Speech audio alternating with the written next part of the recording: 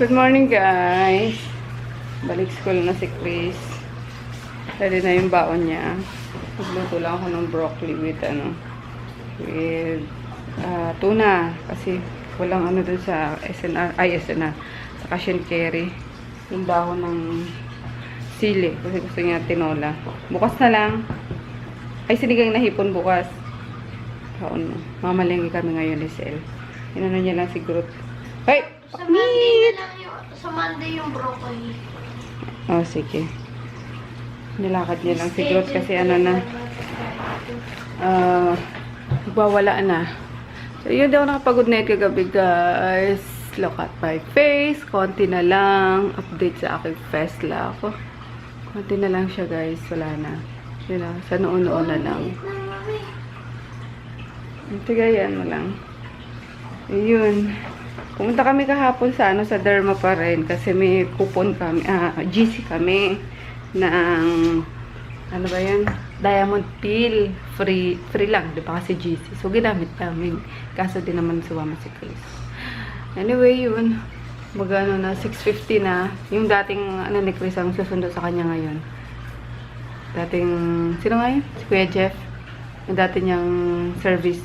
For 1 month lang naman habang wala pa si Tonton. Kasi gusto ko is si Froggy yung maghatid sundo sa kanya para updated kami sa nangyayari sa kanya sa kasi last year, puro kakalokohan nangyari ka kay daddy mo. Kaya nga sinabi ko natin na si Tonton, si daddy mo lang. Daddy mo na lang. Doming dala. Ito pa sa lubog niya sa niya teacher niya. Yung mga books niya. Dali mo ulit yung books mo mamaya kasi ko-cover ko pa siya. Ito naman iiwanan ko naman yung sa Eh kung mawala yan. Wala. Yung akin nga, iniiwanan ko nung dati yung sa grade ko. Sana pinangalanan mo. Alam naman nila na akin. Wala ka. Hoy, paknit! Baba dyan, paknit! Paknit! Hindi ako na-miss.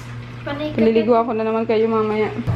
Edit ko na guys yung June 16 habang nagpiprint ako ng mga stickers. Nag-coffee lang din ako for breakfast and chocolate.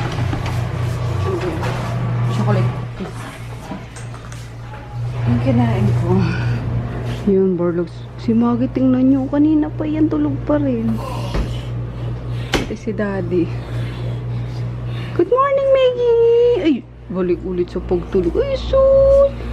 Good morning, Maggie. Ay, sus! buka ka pa dyan, ah. Kasama mo naman mga boyfriend mo.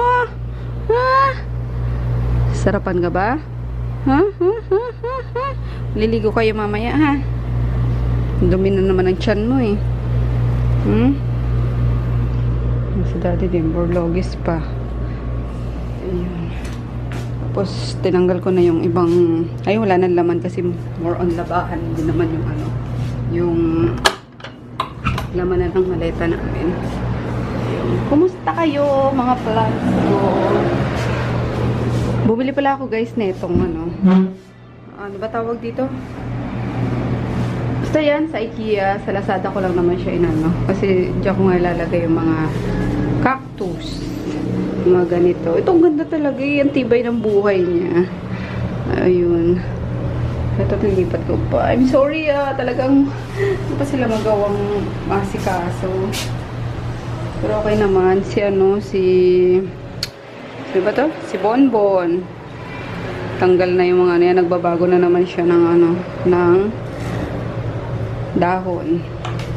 Good morning, Bonbon.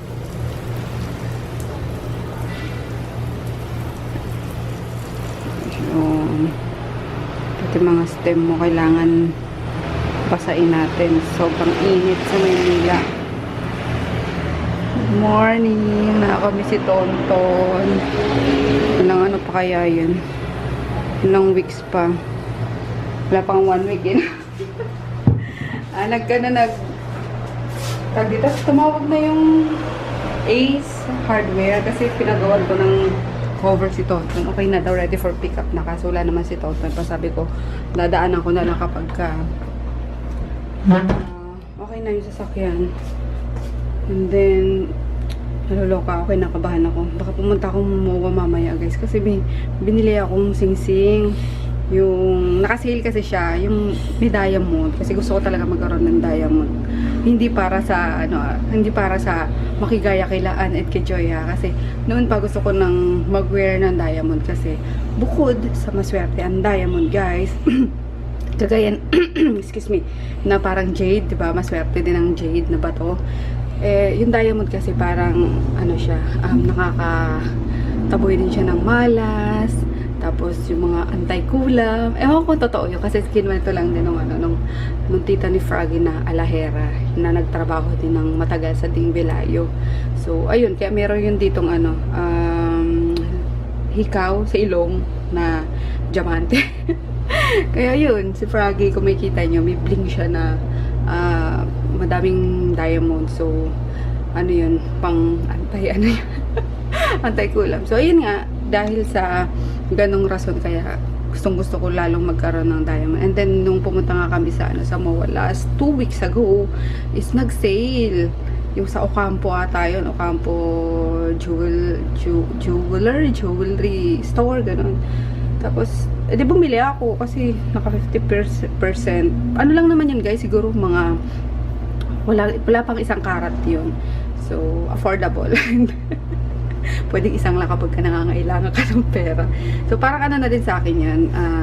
Investment na rin. Kasi more on, yung inaano ko ngayon. Gold. Basta mga alahas na pwedeng katumbas na rin siya ng pera. Or mas, mas mataas pa sa pera. Paano ba sabihin yan? Kumbaga tumataas yung value, di ba? Yun ang mga inaano ko ngayon para, wala lang, natutuwa lang ako kapag may mga alahas, guys. Hindi sa pagmamayabang kasi investment talaga yun ang gustong-gusto ko kasi si mama noon nakikita ko sa kanya talagang nag-iipon siya ng gold kaso kasi dumaan kami sa taghirap so napakinabangan niya, diba? Nasangla niya nung nag-college kami na wala ng pan-tuition yung mga ganun kasi narimata hindi na kaya ngayon yun naman ang iniipon ko and hindi lahat yun guys bili kasi yung iba inaano ko sa tawag dito sa pawn shop kasi may mga kami doon sa palengke. May mga lumalapit kay mama na pinapatubos. Halimbawa, sinanlaan nila yung yung alahas nila tapos hindi na kaya tubusin. So ako nagtutubos. Yun, tapos akin na. Nasa usapan naman yan or kapag gusto naman nilang tubusin, ipapatubos ko pero 'di ba may din may yung percentage ng pawn shop. Ganon din ng ko ang kwenta ko pero walang rimata. So, ayun, kung kaya lang naman nilang kung gusto lang naman din nilang tubusin pa, so, willing naman akong ibigay sa kanila. Kasi di naman sa akin yun. Parang tulong ko na rin sa kanila yun. Kaysa naman marimata yung pinagpagura nila. Kaya, ayun, so far, wala nang tumubos sa mga tinubos ko. Kaya siguro, akin na yun. Kaya, yun lang. Sa pupuntahan ko yun, nagkwento na ako ng bongkan na naman. Pupunta ko mamaya kasi 2 weeks na. Pala kasi yun? O, diba? Layo na guys ng ng sinasabi ko. Ang sasabi ko lang naman dapat is pinalakihan kasi maliit yung size. So, siguro 1 week daw na yung lalakihan lang tapos tatawagan nila ako. Di naman ako nila tinawagan. Buti nandiyan yung resibo. So, malaki-laking pera yun kaya kailangan makuha ko yun. Anyway, yun lang guys. So, si Sir naglalaba. Baka ako na lang yung mamalengke mamaya sa Pure Gold. Kasi pupunta rin naman ako. At hatid ko yung mga stickers. Pasensya na kayo. Abangan pa ako guys. Si Maggie nga abangan pa di sa lamig. Oh. Ang sarap naman tulog ng Maggie girl ko. Jesus naman yung Maggie girl na yun. Basta kasama mga boyfriend.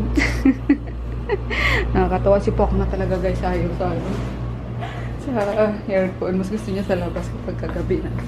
Ay, papasok siya konting oras. May dito, harutan. Tapos lalabas na siya kapag giniginaw na. Kasi yung fur niya, diba? Ariko. Nipis. Daddy, good morning. Wake up na. Ay, sorry.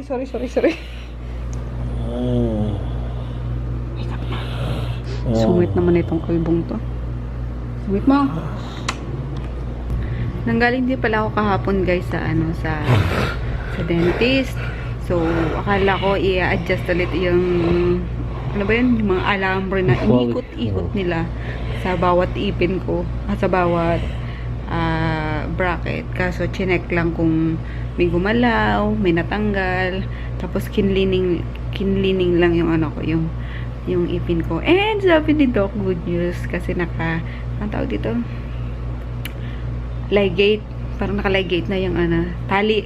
Yun kasi, parang tali siya na inikot-ikot nga. Since ligated na daw yung ipin ko, within 2 to 3 months is goodbye braces na ako. Nakaka-excite! Kasi laki na naman pinagbago talaga, guys. Tingnan nyo kung mapapansin nyo sa mga pictures ko minsan. Talagang yung ngiti ko is ngiti na talaga. Kasi before, yung mga nanonood dyan ng matagal na nanonood ng vlog ko, diba? Kasi para akong donkey no na ganun yung yung bibig ko. Kasi itong ipin ko na to is palabas to talaga, guys. As in, naka-twist siya na palabas. So, talagang nakaganon ako. Parang dangi. Kaya madalas akong sabihan nung guys na parang chongo, na pangit, na basta lagi akong nalalait nun, guys. Alam niyo ba? Diba, sa mga matagal ko na subscribers dyan, lagi akong nalalait nun. Ayun, ang sama nila. Nayak tuloy ako. Pero, naano ko yan natiis ko yun.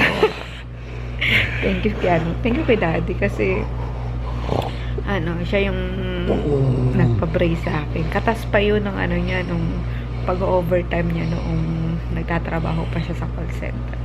So yun nga yung yung kinalabasan. Ayan na yung teeth ko.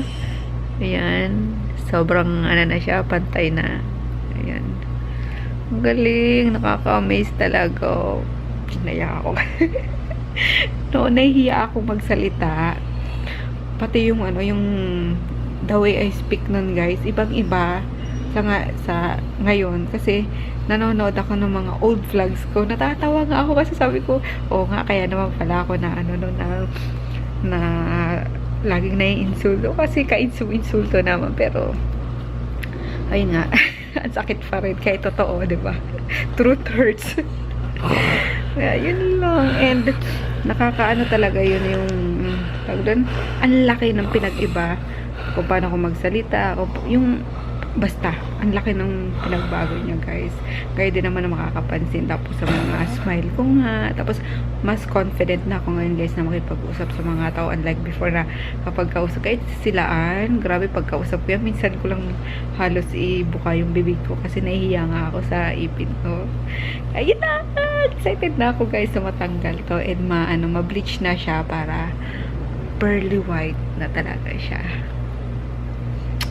So, that's it. Thank you, my loves. Lang pa rin siya.